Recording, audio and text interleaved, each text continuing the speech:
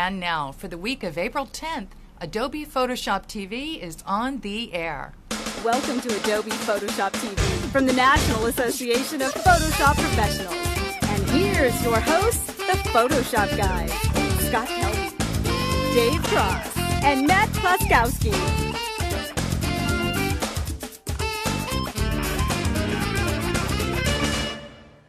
Alrighty, everybody, welcome to another parabolic episode of Adobe Photoshop TV, brought to you by the National Association of Photoshop Professionals, the fine folks who bring you Photoshop User Magazine and all kinds of other cool stuff.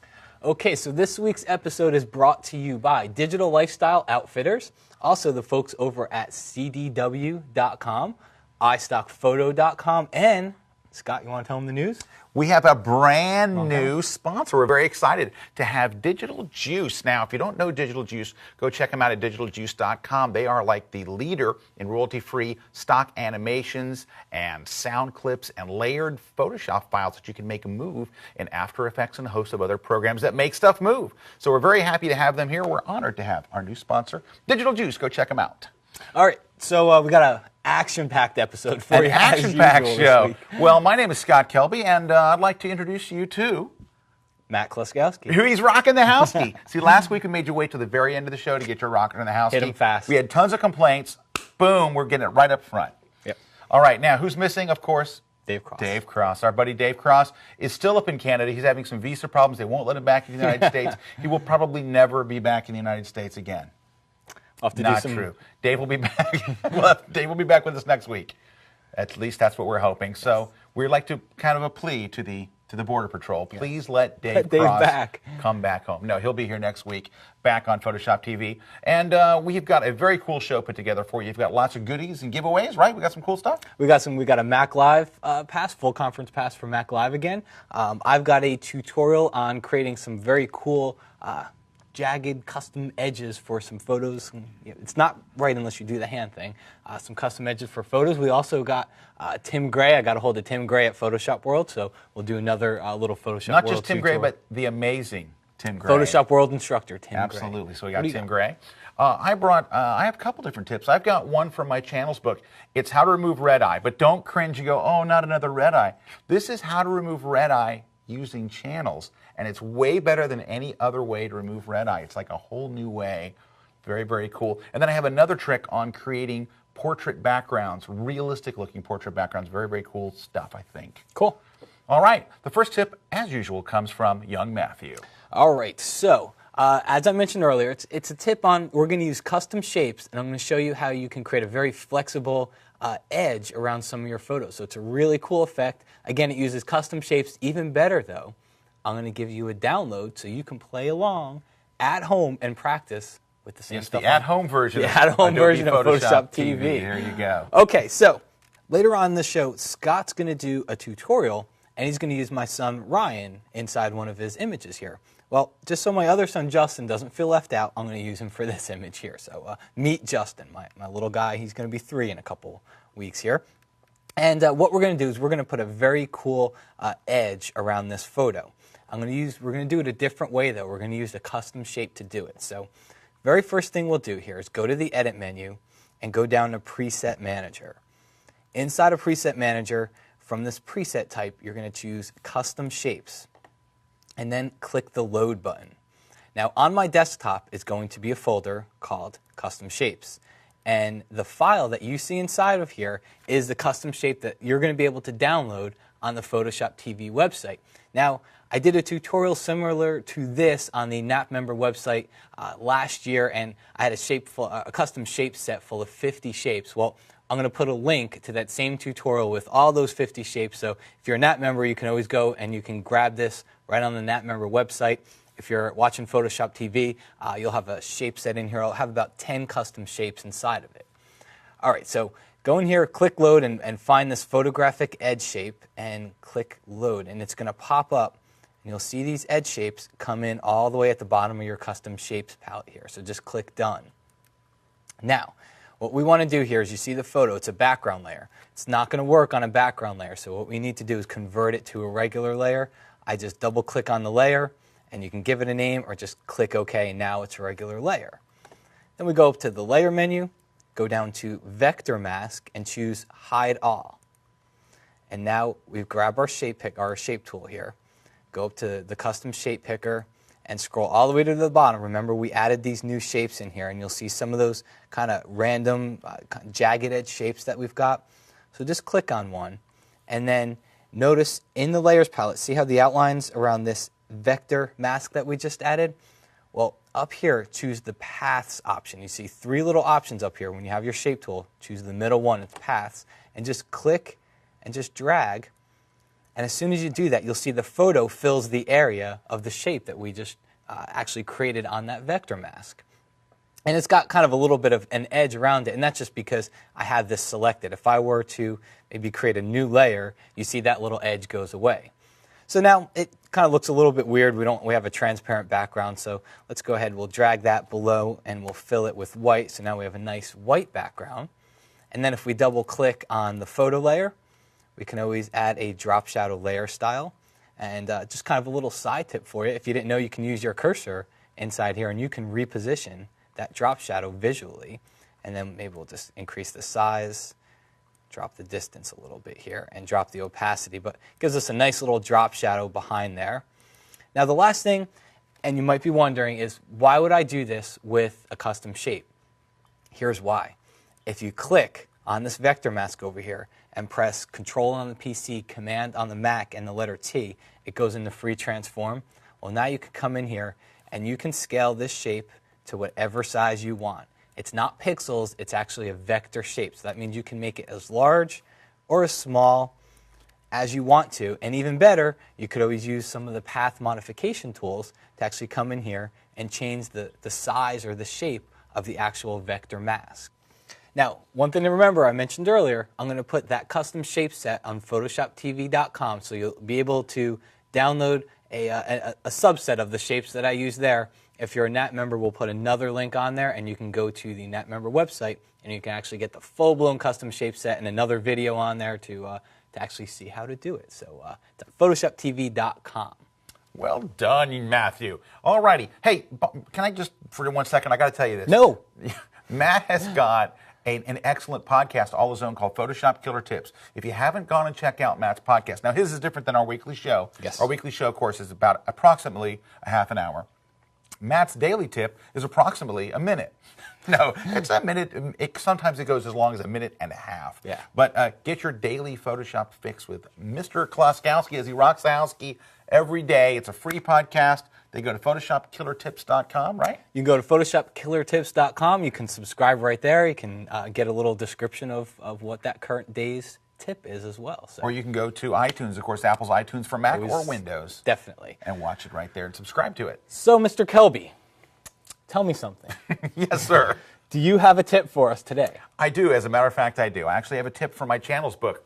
Now, we read the blogs all the time. We read the Photoshop TV blog, and people have been asking every single week, show something else from your channels book. So this is something from my channels book, but I didn't want to do just the same old masking hair or selections or color correction. I wanted to do something completely different. This is completely different. It's a trick I learned from Dan Margulis, and Dan showed me this way for getting rid of red eye. And Dan helped me a whole bunch of the book. I mean, he's a brilliant guy, and he was kind enough to show me this, and I was like, I will never do red eye the same way, and I hope once you learn Dan's technique here that you'll feel the same way. So let's do it.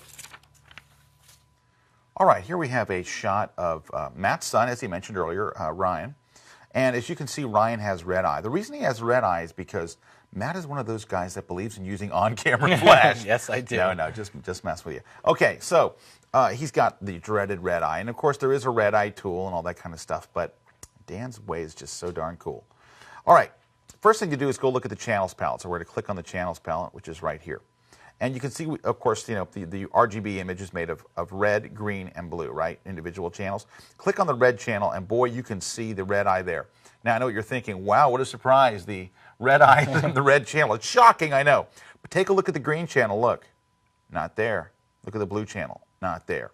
So basically what we need to do is, it'd be great to be able to get the eyes from the green channel into the red channel. The red eye would be gone. So that's basically what we're going to do. Let's go ahead and grab the magnifying glass tool. I guess it's technically called the zoom tool, but no one's ever called it that ever. Here we go. And we're going to select an area around the eyes. This does not have to be a really on-the-money selection. Just I grabbed the elliptical marquee tool, also known as the round one, and we're just going to, it's so technical, and we're just going to draw a circle around the eye on the left.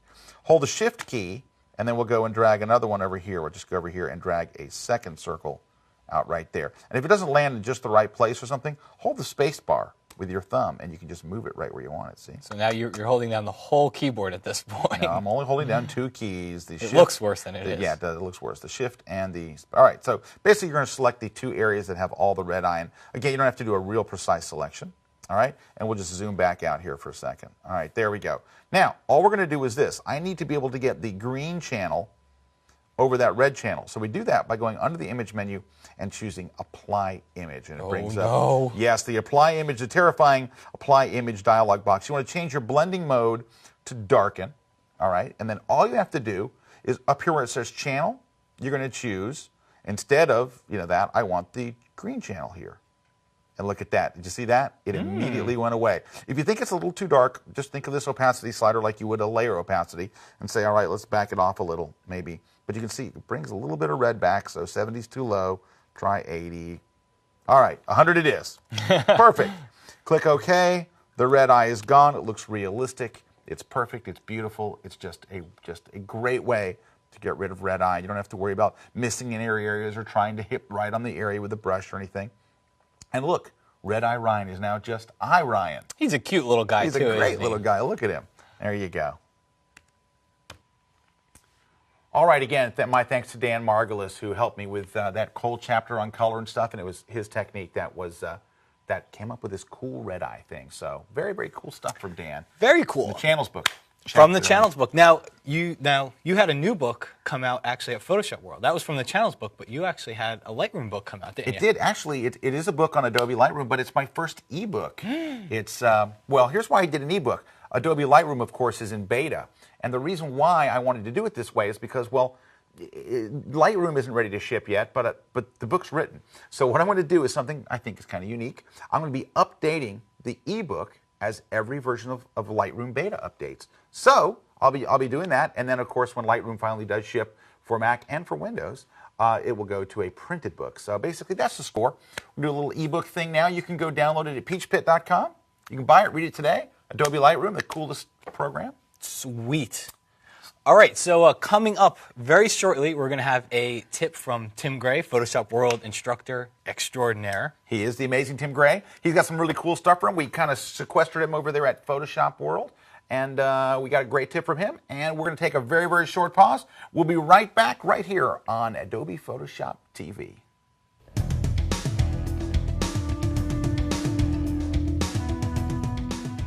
Hi Photoshop TV viewers, I'm Chuck Peters from Digital Juice, here to tell you about Juice Drops.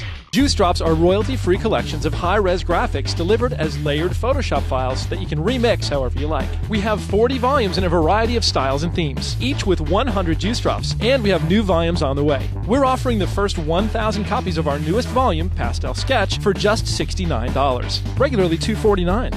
You can preview every Juice Drop in all 40 volumes and learn about our bundle pricing at digitaljuice.com.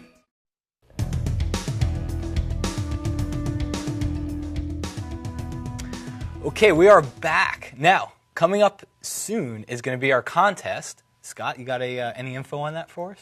I do. We have all kinds of cool stuff. One of the things that we have is a full conference pass to the Mac Live conference. It's a new conference. It's going to be, well, it replaces what was the Mac Design Conference. So it's formerly the Mac Design Conference. Matt's teaching there. I'm teaching there. Katrine Eisman, Dave Cross, Burt Monroy, Deke McClelland. If it's a big Photoshop person, they're probably there. And of course, there's conference tracks and everything from InDesign to Final Cut Pro to Apple Motion to Mac OS X, because people like David Pogue and Chris Breen, all the big Mac shots are there. But don't have to be a Mac person to come. You can just have to be a person with a computer. Cool. So, May 11th at the Javits, right? In New York. New York City Javits, Jacob Javits Center. 3 days. All right. Also, oh, sorry, I didn't mean to cut you off. I'm sorry. Fun. 3 days of fun. Thank you.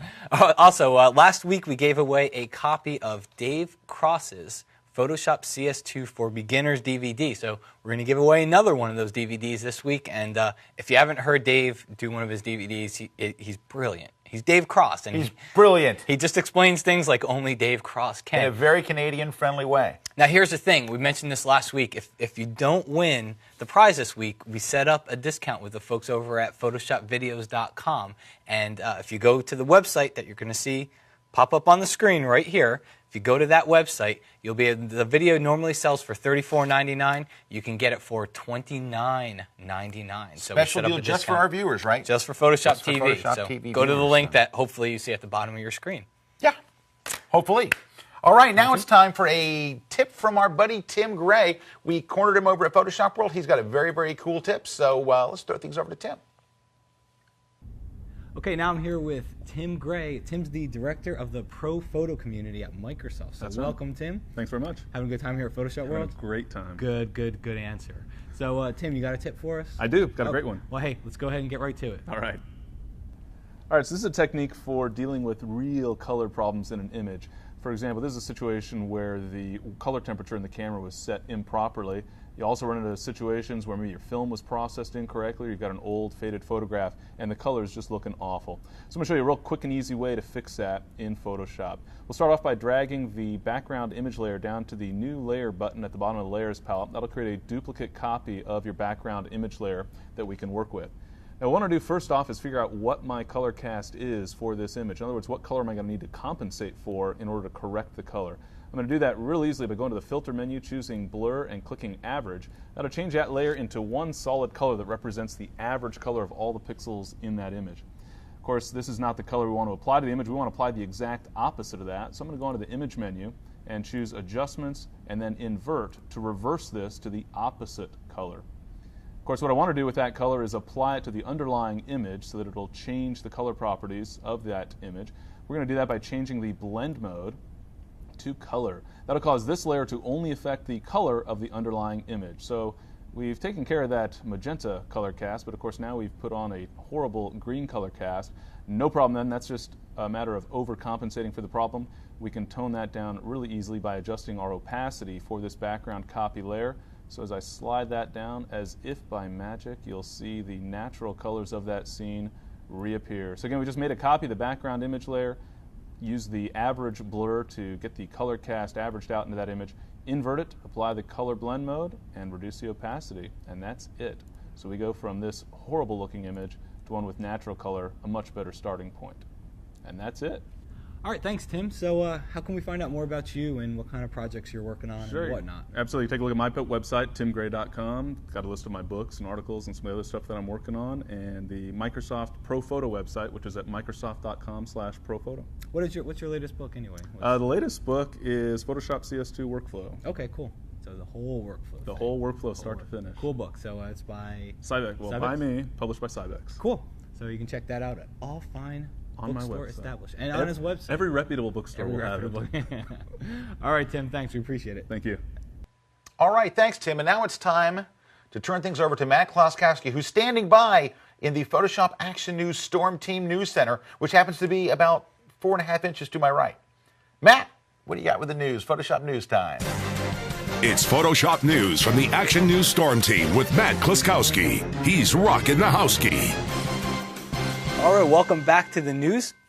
First up, if you're not familiar with the Photoshop Automator actions, well, probably want to get familiar with them. They're pretty cool. It's for Mac only, but there's a lot of cool stuff you can do with them. But more importantly, they've just announced version 2 of their action set. You can go find out more. It's over at CompleteDigitalPhotography.com, and it's Photoshop Automator Actions version 2. Also, last week at Photoshop World, the nominees for the next Photoshop Hall of Fame were announced. So you can go to PhotoshopHallOfFame.com and you can go find out who was nominated. You can also go in there and check out who's been inducted into the Hall of Fame in the past. Finally, this was pretty big news.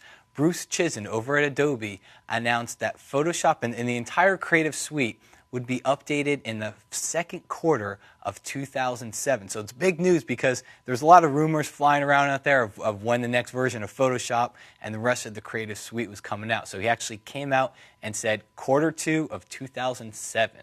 That's it for the news this week. Back to you, Scott.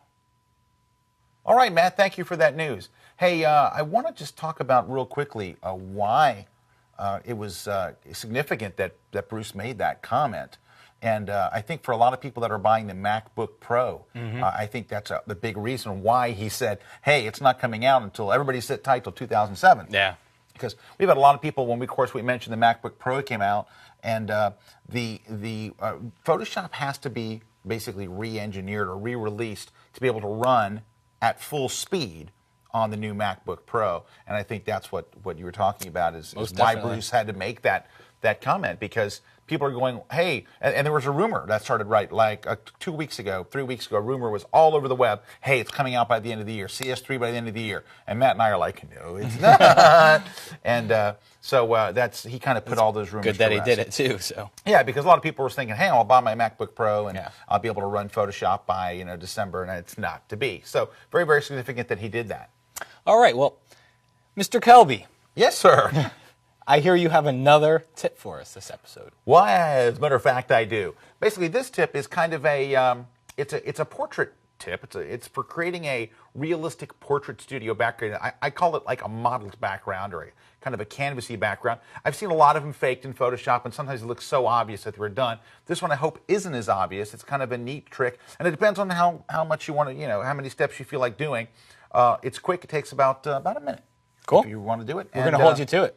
Well, I don't know if I'm going to be able to do it in a minute. Oh, okay. When our viewers at home do it, it will only take 1 minute, and here's how you do it. Gotcha.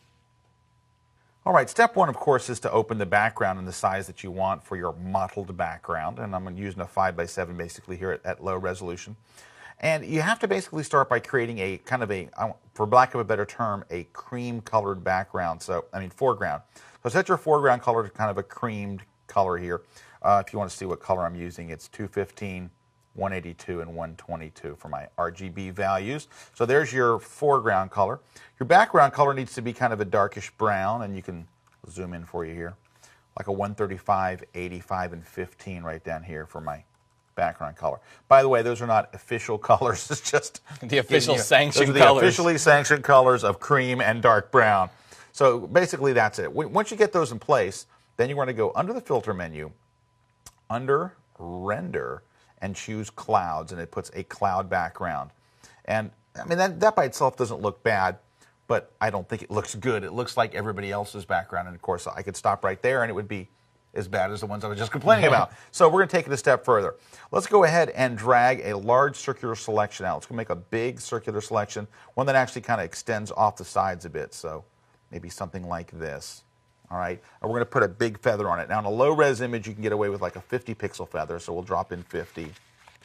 And on a high-resolution image, you try more like 170. All right, now that we've got that in place, let's bring up levels. All right, here's the levels right here, adjustments and then levels. What we're going to do is we're going to drag the little mid-tone slider here a little to the, let's go ahead and drag it to the left, lighten up the middle of it, okay? So we're lighting up the middle a little bit, all right, and click OK. Then we're going to inverse our selection, so everything is selected except the middle. We're going to go back to levels again, and then we're going to darken the edges, okay? And we can either do that by, dragging this way for the mid-tones, all right, or I think I'll go with this route. Drag the shadow slider to the right, kind of darken that. So now we're a little better already. Now, but it still kind of looks a little cloudy is what I would call it. So we're going to go under the filter menu, under brush strokes, right there. I like the way I hit everything else but brush strokes. There we go. Brush strokes. And we're going to choose spatter and bring up the spatter filter. And it'll be up within 5 to 10 minutes. I like to see the beach ball first. There we go. We're going to add the spatter filter. It doesn't show up really great here. I'll zoom in so you can kind of see the effect. Okay, it doesn't show up too well at all. That's nice, though. Thank you. Thanks very much. We're going to choose spatter, and let's increase the spray radius. Maybe you can see. There we go. All right, see it there? It just needed a pump of the spray radius. I moved it up to 12. There, you can see a little bit better. You can kind of see it starting to affect the background. Now it doesn't look so cloudy, as it were. Now, you can leave it at that and kind of move on. If you wanted to add 2 more, I would go into the filter menu under Artistic, and I would choose these paint daubs here. There we go, paint daubs. And basically what I'm going to do here is I'm just throwing a couple of more filters on here. See how the effect that it has? Throwing a couple of more, and you can choose different brush types here, the light rough brush if you want. I don't know if I would choose the light rough brush. Maybe the dark rough brush. No, wide sharp, not so bad. wide, blurry, disgusting, sparkle, the worst yet. Simple is the one. Click OK, and it adds a little, just another little effect back there. And the last one, I would go for one more, which is one of my favorite. Under brush strokes, choose angled strokes. We'll just drop that on there. This one kind of gives it a real painterly look there. And let's apply it twice. Once, and here's the settings I'm using, by the way. 50 for your direction balance, 15, and 3 for your sharpness. So direction balance 50, stroke length 15, sharpness 3. Click OK. How did I come up with those numbers? I just looked and it looks okay. Now look at that. Now it's starting to look like a painted canvas background. You add those 3, and you might even want to add that again. Watch. Just go up here and run the same one again. Oh, that is just beautiful. If it seems like it's too much, go into the Edit menu under Fade and just lower the opacity a little if it seems like too much. That way we get 1.5 applications of it instead of 1. All right, now we're down to the brass tacks. Let's go grab the photo of the people that you want on this background. Here they are, mom and child. We're going to drag them over onto our document and place them there. All right, not looking bad at all, but they look a little warm to be, they look a little reddish to be on this such a brown and cream background. So here's what I would do. Let's go ahead and bring up the layers palette again. Let me just bring it into view over here. And I would do this. I'm going to command click or on PC control click directly on the thumbnail to put a selection around them. Now that's how you do it in Photoshop CS2. You command click or on PC control click right on the thumbnail. In Photoshop CS or earlier, you would do the same thing, but you click over here to the right of the name, not on the thumbnail. That's a CS2 thing. Click on the thumbnail. All other versions, click over here. And what we're going to do is we're going to go to the little pop-up menu here, and we're going to add a photo filter. And let me pull up a little higher so you can see it. Let me just move this up so you can see right there, photo filter, and bring it up. And what we're going to do is to get the same look is we're going to click on this little color swatch, use R, and then as we leave the dialog box, watch how the cursor changes into, I'll zoom in so you can see, cursor changes into an eyedropper tool, right? So we're going to go and click on one of the colors in the background, okay, something that maybe like this.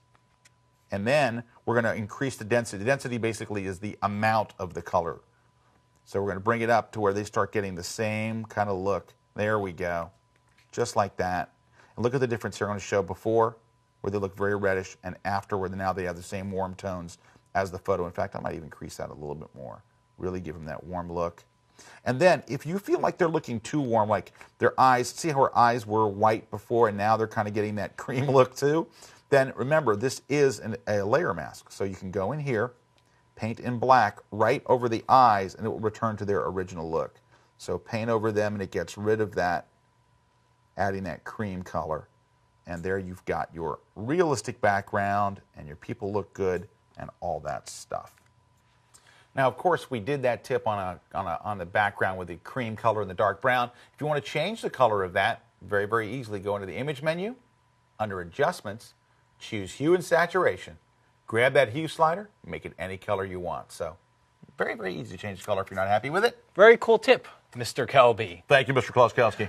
We have got our contest. We've got the giveaways for the week. We've got the new contest, all kinds of contest stuff. I've also got another tip for you.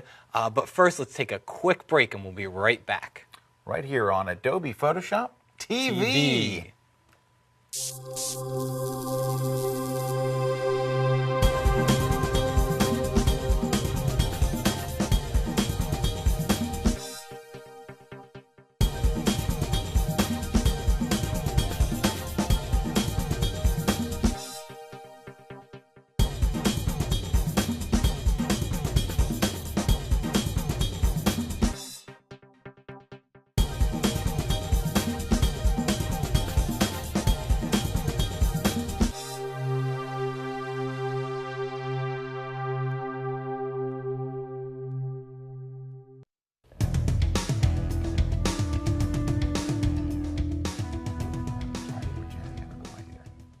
All right, hey, we're back.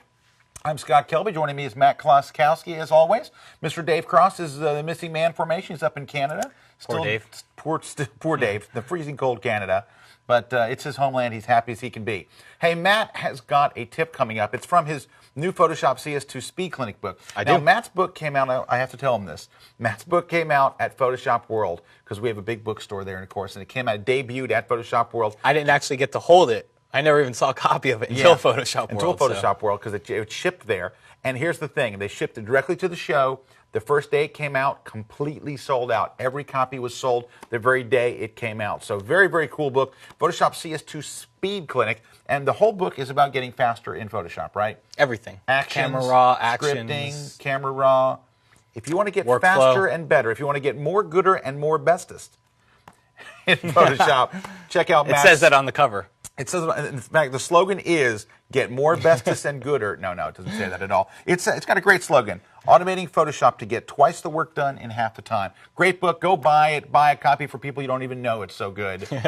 Photoshop CS2. You can buy it on Amazon.com, BarnesandNoble.com, anywhere fine, cool Photoshop books are sold. You got a tip from the book, right? I do have a tip from the book.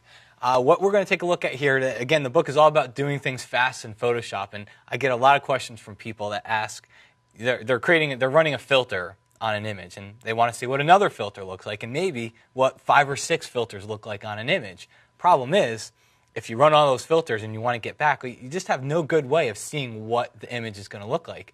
There's something under the filter menu called Filter Gallery. So let's go to the filter menu, go down to Filter Gallery here, and first thing you see is a very, very large dialog box, and I just can't fit it into the screen any better. But what you want to do here is, let's go, we'll run an artistic filter on this one. So let's choose Neon Glow. Okay, so that shows you what the Neon Glow looks like.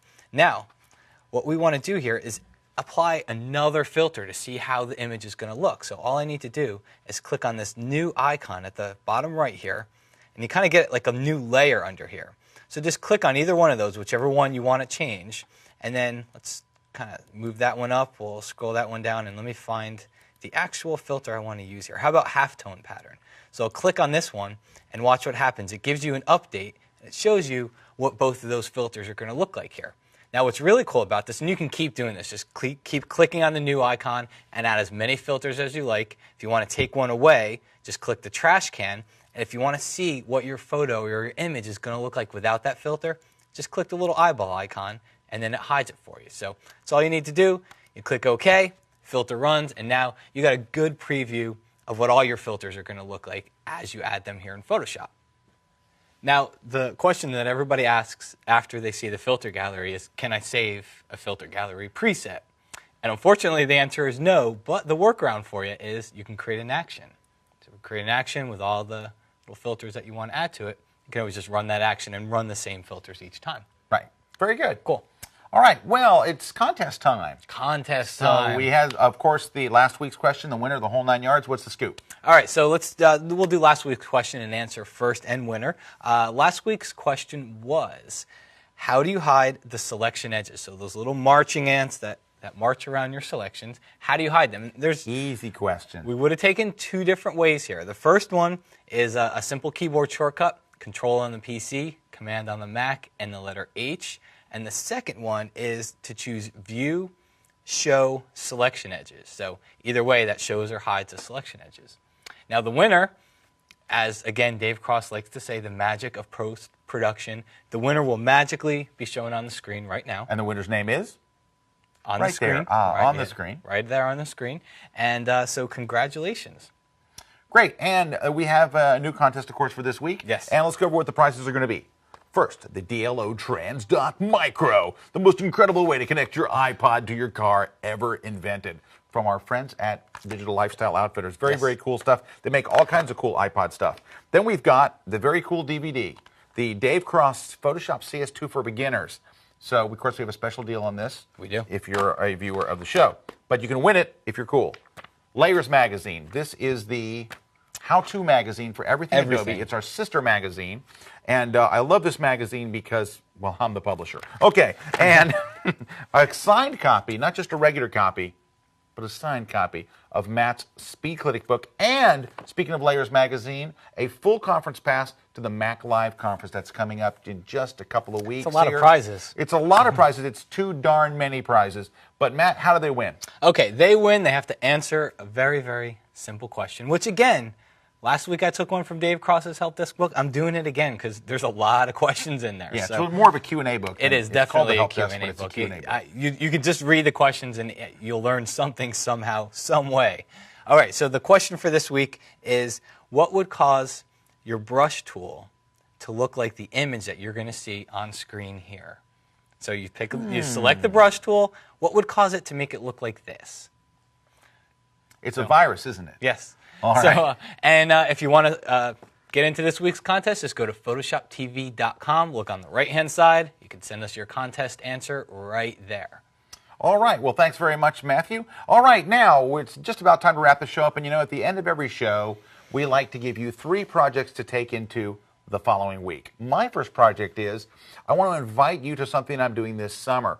This July, I am teaching a full week-long hands-on workshop. We're going to do everything from the beginning to end, an entire workflow thing. I'm out at the Santa Fe workshops out in Santa Fe, New Mexico. It's going to be a blast. We're going to shoot.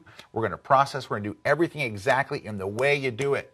It's going to be a blast. I want you to come out and spend some time with me out there. It's going to be a whole week, very, very small group of us. I think there's just like 1,200. No, it's like 20, 30 people. Very, very small group. Lots of fun. Come and check it out. Go to sfworkshops.com. Learn more about that. Also, check out timcooperphotography.com. Tim's a buddy of mine. I get to see him in every Photoshop world. Great photographer. Tim also runs some workshops as well, so you can check him out. Check out some of his photos at timcooperphotography.com. Excellent. And if you want a really great way to convert your photos from color to black and white, and there's a lot of different methods out there, one of the guys who's absolutely the master of black and white is John Paul Campanegro. Now, John Paul comes to Photoshop World, and he's one of the instructors now. He's a brilliant guy, wrote the Photoshop Master Class book and all. Just an incredible speaker and just a brilliant artist. Definitely. He has got a great tutorial. We're going to give you the link that you see here. Of course, it's also going to be on the Photoshop TV website, where you can download a PDF. Now, the PDF is for Photoshop CS. Works exactly the same for CS2. So whether you're on Photoshop CS or CS2 or 7, whatever, you're going to be able to download his tutorial and check it out. And, of course, go by his website as well, because his website is awesome. You get to see his work, and he's got a bunch of cool downloads. So there's a couple of things to do between now and next week. Very cool. Well, hey, just want to thank everybody out there for a great show. Actually, we mentioned last week, 1 million downloads in the month of March, so we're going to try to make it even more for the month of April. So tell your friends, tell people you don't even know, tell strangers on the street. Thank you, guys. We will see you next week. Dave Cross will be back in the studio with us. We hope. If his visa gets approved to come back in the United States. Thank you guys so much, and thank you to all of our sponsors. We'll catch you guys next week right here on Adobe Photoshop TV.